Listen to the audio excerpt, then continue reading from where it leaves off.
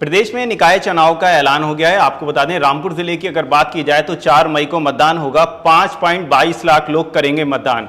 रामपुर में बात की जाए आम आदमी पार्टी की, तो आम आदमी पार्टी रामपुर में किस तरह से निकाय चुनाव को लेकर सक्रिय है। और यूपी की बात की जाए तो यूपी में पहली दफा आम आदमी पार्टी निकाय चुनाव लड़ रही है। तो आम आदमी पार्टी की एक बड़ी चुनौती है, क्योंकि सभासद प्रत्याशियों की बात की जाए या नगर पालिका चेयरपर्सन सीट की बात की जाए, दोनों ही के लिए चुनौती है। तो आम आदमी पार्टी की जो प्रदेश प्रवक्ता फैसल खान लाला है, उन्होंने पार्टी कार्यालय पर निकाय चुनाव को लेकर एक अहम बैठक की है। सीधा उनसे बात करते हैं।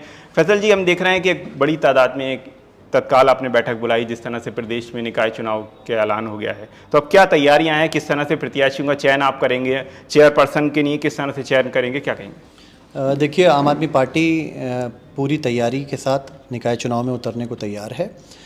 बीच में थोड़ा सा हम लोगों ने काम स्लो ज़रूर किया था, रमज़ान की भी वजह थी और लगता था कि चुनाव शायद 2024 तक टलेगा, इस वजह से थोड़ा हमने स्लो किया था। लेकिन हम लोग पूरी तैयारी में हैं, चाहे स्वार हो, नरपत नगर हो, बिलासपुर हो, कैमरी हो या इटसेल्फ रामपुर हो, हर जगह हमारे पास प्रत्याशी हैं और बहुत अच्छे प्रत्याशी हैं। तो जल्द उन प्रत्याशियों का 1 से 2 दिन के अंदर अंदर इंशाल्लाह उम्मीद है कि घोषणा हो जाएगी उन प्रत्याशियों की, चाहे वो अध्यक्ष पद के हों या सभासद के उम्मीदवार के रूप में हों।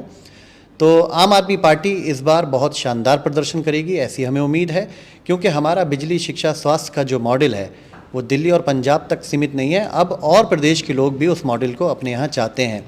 तो इस बार निकाय के अंदर मुझे उम्मीद है कि आम आदमी पार्टी को जनता का अच्छा समर्थन मिलेगा और हम लोग पूरी दमदारी के साथ इस मैदान में उतरेंगे और सारी सीटों के ऊपर अपने अध्यक्ष पद के उम्मीदवार और सभासद के उम्मीदवार लड़ाएंगे। हाँ, अभी आपने देखा कि बैठक करी, तो बैठक में क्या तैयारियां थी, किस तरह के दिशा निर्देश हैं, क्या रहा? देखिए, कैसे प्रचार को आगे लेकर चलना है उस पर गाइडलाइन दी गई है और डोर टू डोर कैंपेन है, नुक्कड़ सभाएं हैं, जनसभाएं हैं, इन सब की रणनीति तैयार की गई है। और जो नामांकन की प्रक्रिया है उसको पूरा कराने के लिए पार्टी की तरफ से जो गाइडलाइन है और चुनाव आयोग की तरफ से गाइडलाइन को पूरा करते हुए नामांकन की प्रक्रिया पूरी करानी है। तो इन सब चीज़ों को लेकर अभी हमने एक तत्काल बैठक बुलाई थी, तो ज़िले भर के लोग आए थे। उस बैठक के अंदर बहुत सारी चीज़ें तय हुई हैं और जल्द उम्मीद है कि सारी चीज़ें ग्राउंड पर आपको नजर आएंगी। निकाय चुनाव पहली दफ़ा आम आदमी पार्टी लड़ रही है, तो एक चुनौती नहीं मानते हैं कि भाई कांग्रेस के प्रत्याशी हैं, सपा के भी हैं, मौजूदा सरकार बीजेपी के भी होंगे या अदर से भी आ सकते हैं, तो ऐसे में क्या चुनौतियाँ हैं, क्या? देखिए, हमारा एजेंडा ही अपने आप में एक बहुत खूबसूरत एजेंडा है, जनता के बीच में जाने का। बिजली, शिक्षा, स्वास्थ्य, सड़कों की सफाई, अच्छा पानी की व्यवस्था, और इसके साथ एक बड़ा पॉइंट जो आम आदमी पार्टी ने रखा है कि जिस निकाय में हम लोग जीतेंगे वहाँ पर हम लोग मोहल्ला क्लिनिक खोलेंगे, वैसा मोहल्ला क्लिनिक जैसे दिल्ली और पंजाब के अंदर खोला है, जहाँ बिल्कुल मुफ्त दवाइयाँ और मुफ्त इलाज मिलता है लोगों को। फैसल जी, मौजूदा सरकार बीजेपी की है, ऐसे में उनके प्रत्याशी सभासद की बात की जाए या चेयरपर्सन सीट की, तो आपके जो प्रत्याशी हैं वो चुनौती नहीं क्यों? वो लोग कहेंगे भाई मौजूदा सरकार में हम विकास अच्छा करा सकते हैं, हम बिजली व्यवस्था अच्छी करा सकते हैं, तो ऐसे में आप कैसे क्या उम्मीद लगाएंगे जनता से, क्या प्रत्याशी आपके वादे करेंगे? देखिए, हम तो जो वादा करते हैं उसको पूरा करते हैं। रहा सवाल भारतीय जनता पार्टी का, ये इनका जो भी वादा होता है वो कोरा झूठ होता है और लोग चाहते हैं कि अब बदलाव हो। ये बताइए कि सपा के पास लंबे समय से सीट रही चेयरपर्सन की, 2 बार की चेयरपर्सन चाहे उनकी, तो सपा के पास रही, इस बार क्या लगता है आपको, क्या होगा, क्या बदलाव होगा इस बार? सपा के पास सीट रही, इन लोगों का मकसद सिर्फ सीट हासिल करना है, आवाम को कुछ देना नहीं है। इसीलिए चाहे सपा के पास सीट रही हो, उनका चेयरमैन हमें कहीं सड़क पर नज़र नहीं आया पिछले 5-10 साल। 10 साल से सीट उनके पास है, लेकिन उनके चेयरमैन ने कोई ऐसा काम नहीं किया जिससे लगता हो कि हाँ, इन्होंने इस सीट की गरिमा को भी बरकरार रखा हो। तो सीट की गरिमा बरकरार नहीं रख पाई। जो मशीनरी रामपुर की सफाई के लिए आई थी, वो मशीनरी एक प्राइवेट संस्थान को उन्होंने दे दी और वो ज़मीन के नीचे से बरामद हुई।